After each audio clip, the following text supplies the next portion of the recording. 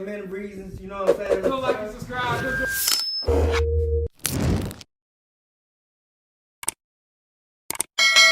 Alright then, welcome back with Men of Reasons here with your host Kalen. Cam here. Sean here. We have some interesting topics today that we got from a few people from work, and we're gonna let our boy Sean take it away from him. Thanks, Kay. Yo, so the thing I want to talk about today, and I want y'all guys' opinion on, is what do you think are the fundamental or foundational principles of a man? What makes up a man? I think what makes a man, from my perspective, even though it's anecdotal, but still from the foundational thing for males in general, I think standing on purpose, you know, your morals, your ethics, things of that nature. You got to have some. Dang it! I literally just went blank. It happens. It happens. Yeah. Well, let's break it down like this. So. Yeah. We'll do it one at a time, right? Okay. And so I think we'll go with the purpose. Men should always be about their purpose first. Of course. That not to cut you off, but a lot of people, you know, even in the YouTube space, preachers, men should be on their purpose. And like I said, not to cut you off, but that can be vague and generalized, because if you have, like, a lot of men don't know what their purpose are, so how would you explain Well, you can take it from two ways. So, you know, you can always ask God and be, you know, through the God path, and then be like, hey, Lord, what is the purpose that you have set for my life, i.e. following your will, so then I can know what I have to do. Or you can create it yourself by getting out here and trying to be a man of substance, because everybody knows there's the fundamentals of on your purpose, provision, of course, you know, having to make something of yourself, get some money, you know, buy a couple things, stuff like that, whatever. Yeah. But really, a purpose is the reason why you get up in the morning to do what you do. You know what I'm saying? What is it that you want to do, choose to do, or God driven to do, that makes you get up in the morning to keep producing on the level that you are. You know what I'm saying? For us, man don't work, don't eat. So you got to get up. You got to get up.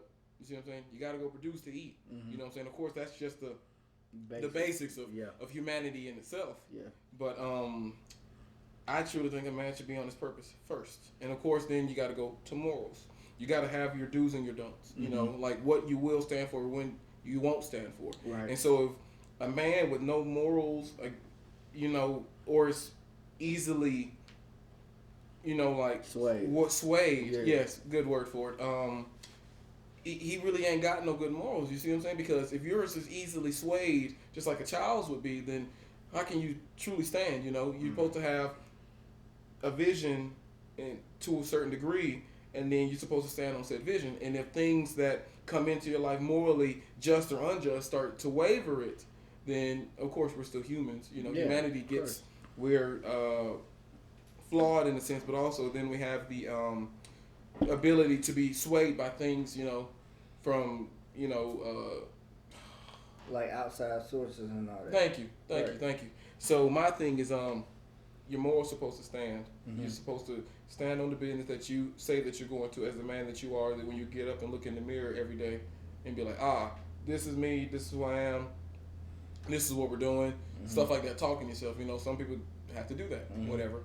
And then I would say it comes to ethics. Ethics is a little different because people kind of mix ethics and morals, but they do go hand in hand. They do. You see what I'm saying? So, on that topic, I kind of got to do a little bit more research, to be honest with you, because I'm trying to figure out how to separate the two. But ethics, I just think. Then let me piggyback off of what you were saying. What is backing your morals and what's backing your ethics? So to sit there and say that I'm a man, that I am biologically a male, you know, you come out the womb, we're told that we gotta provide, you gotta get a family, you gotta provision, you have to be tough, you have to be strong, especially nowadays, because you know that in 2024 we're told that we're not allowed to show emotions. But we've been not told to show emotions since we were children. Yeah, but now that was instilled a long time ago. Right. But now it's, as a man, it's like you're supposed to be that rock that when everyone is falling apart, you gotta stand strong. You gotta stay tough. It's like, because if they fall, you fall. Who the family supposed to lean on? Right. But now it's to a point to where men are actually physically tired Yeah. because it's I'm doing all of this, but what am I getting? I'm getting yelled at. I'm getting what's going on with you. I'm getting why are we not going these places? I'm getting why can't we do certain things now? And now men of today, they're working and figuring out that we're not getting what we're supposed to be getting, because you go work these 40 hours, 80 hours, and they're coming home to what? Chaos, a dirty home, no cooked meals, and now they're feeling like it's pointless. So their morals are still there. It's just what they're dealing with on the outside is affecting that. To where now it's either they have to find peace at home, at work, their family, or they just got to go be away from themselves for a good minute. So it's like their morals and ethics, they're still aligned, but they need help. They need help like we need help. Because if we can't get peace anywhere else, that's where we lay our head at night. Where else we gonna get peace? I got you. Yeah, where are we gonna get it at? I got you. Well, technically, the definition of ethics: moral principles that govern a person's behavior or the conducting of an activity. So, in that sense, it's really, ethics. It's about the person's behavior and how you're acting and stuff like this. You see what I'm How saying? they uphold themselves Mm-hmm. in society. So how they, for lack of better words, guard themselves in society and present themselves in society as a whole man. Mm-hmm. So I definitely understand what y'all saying from that standpoint. Thing for me is like the thing I think is the most foundational principle is to have like that relationship with Jesus. Even me, I'm not gonna hold you, like I struggle with it. You know what I'm saying? And that's the hard within itself to like keep that at the core of like everything you do and everything that you are, is to let your heart wrestle with, I have to be like this, and then I know I got to do all these things, and you're trying to marry the two to be like the version that you need to be, the version that like loves his family, loves his wife, is good steward and good person for his children, everything like that. And then on the average, like maybe I can say for me, struggling like internally and stuff with trying to see what principles you're gonna go by, because if we're honest, a lot of us learn by looking at other men because we didn't have men at home. Well, then that goes back to what we first spoke about. So, when you're born, your canvas is blank. Right. And right. so when your canvas is blank, then you have to look at people around you, different situational things and whatnot to that nature. And you have to see men of different backgrounds, streets, no streets, college, work, military, blue collar, white collar, military. And then you take pieces from all of them, and then that's how you put it on that canvas of yours. And then you're like, I like it. You have to remove the bad sometimes or keep the bad, whatever your preference or choice. And then you see some good from others, and then you have to put it on the canvas, and then that makes you you. Because you nobody knows you until you see other people, and then you start taking characteristics from them. Yes, you grow up and still kind of get a small sense of yourself, but when in the grand scheme of things, your canvas is blank. And so if your canvas is blank, then you have no choice but to then take from others. Like what we did from ourselves growing up. You know what I'm saying? Like seeing the strengths and seeing the weaknesses from all of us. It's like, I see that weakness. Let me not go with that, but let me take a strength. You see what I'm saying? Right. Things like that. But then I still think, not all the time, but I still think that can gauge a problem, because now you have the amalgamation of a whole bunch of characteristics that may not be you at all. And because like you didn't have a father to like instill that identity in you, you search for it still because there was nobody there to really affirm it. You know what I'm saying? Like mama can do only so much. Yeah. But daddy is the one that instills the identity. Daddy is the one that tells you who you really are Mm-hmm. and everything. Like, and it means like so much when Daddy tells you this is who you are. Yeah. And it's not discrediting mama or anything that that mothers do. Not discrediting that at all. But what I am saying, fathers do affirm and give children identity. And so when we don't have that, that's when I think we go back to the canvas and Mhm. we look and see what What fits. makes up these people, and then we take takes itty bitty pieces from them, and it's like we can put that there. I like that. Right. But then, also it falls with that, and not knowing, sometimes having the deprivation of not having a father there. Yeah. Criticism kind of comes into play Mm-hmm. when people see you and then they see how you are and then they want to kind of critique, and not everybody likes criticism. Right. Some people are a little against it, Right. skeptical. Right. Oh, you're hurting my feelings, you're going against me. But really they're not. They're trying to speak life into you in a sense, whereas they see something in you that isn't necessarily going to help you on the path of getting to where you want to go. Everyone is walking different paths, Mhm. but the end goal is what everybody's searching for. You Right. can walk different as long as you get to the end, and that's all that matters. But when people get that little bit of critication in there, it sometimes derails the journey. But I think that's because we don't know how to take tough love. We don't know how to take that. Yeah, Like, I agree. is how can I say it? You being tough on me is making me feel that you being actually tough on me, Mm-hmm. not for my benefit. Yeah. Actually, you like coming at It's me like- as a person. It's like talking at you instead of talking to you. Right. Gotcha. So that's why I think like a lot of people struggle with, because like you can say something in a hard way to somebody and critique them in a hard way, and a lot of times folks are gonna be offended, but they feel like you're talking like at me Instead not of to me. Right. To benefit me. But then, it 'Cause goes. yeah, go ahead. Oh, my go bad. ahead. I'm sorry, cutting you out. But then it goes to surrounding yourself with people that want the best for you. And Right. so, if you surround yourself with people that want the best for you, then they're going to speak the best into you. Right.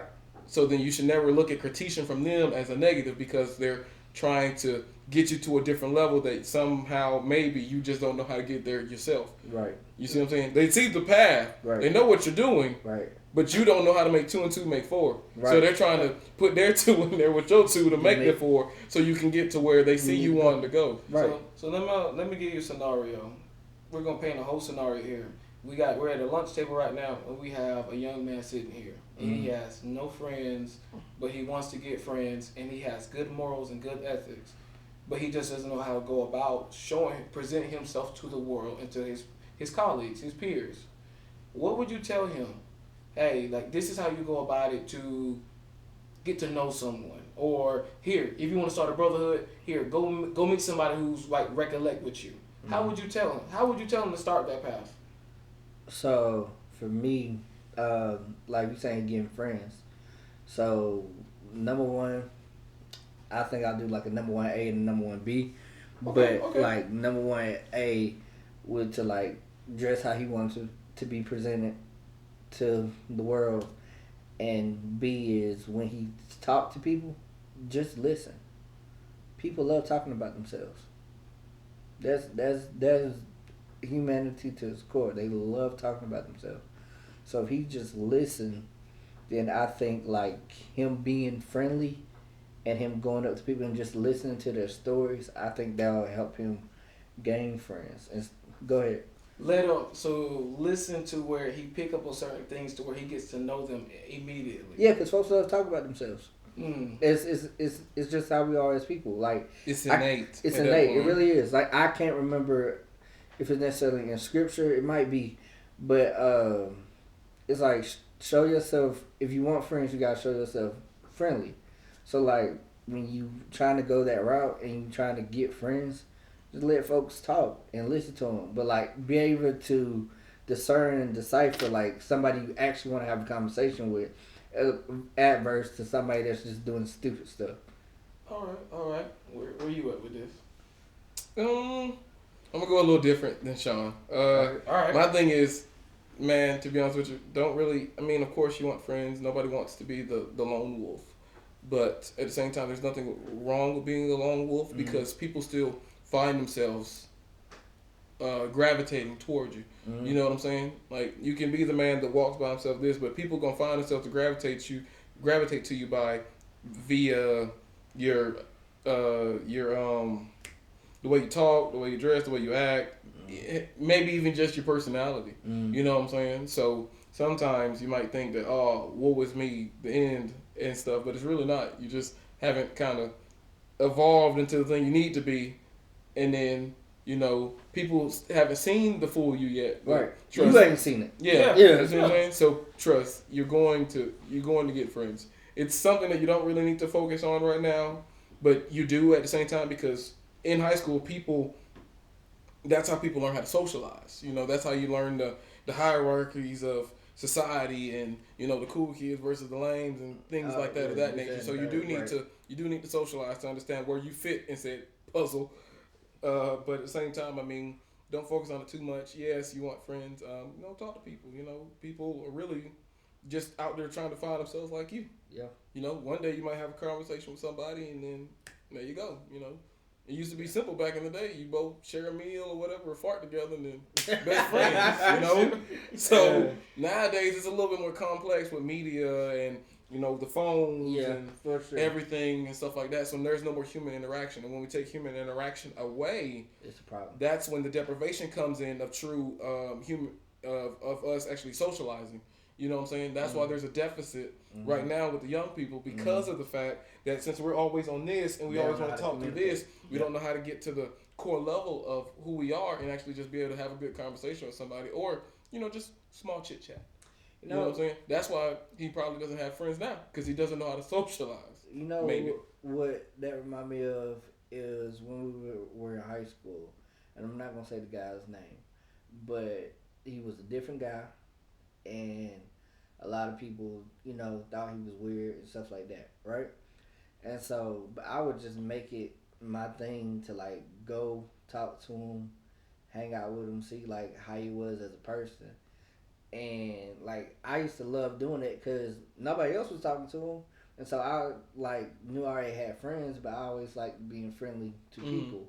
So I used to go talk to the guy all the time, and me and him build like a really good relationship by me just going out my way and like somebody that was ostracized by said peers because he's different. I was like, nah, bump that. Like I'm gonna go see what I'm about. Yeah, say what's up, hello. You know what I'm saying? And I think that helps with that socializing and like building that skill of, That's what I'm saying. And then, but also, kids are foul.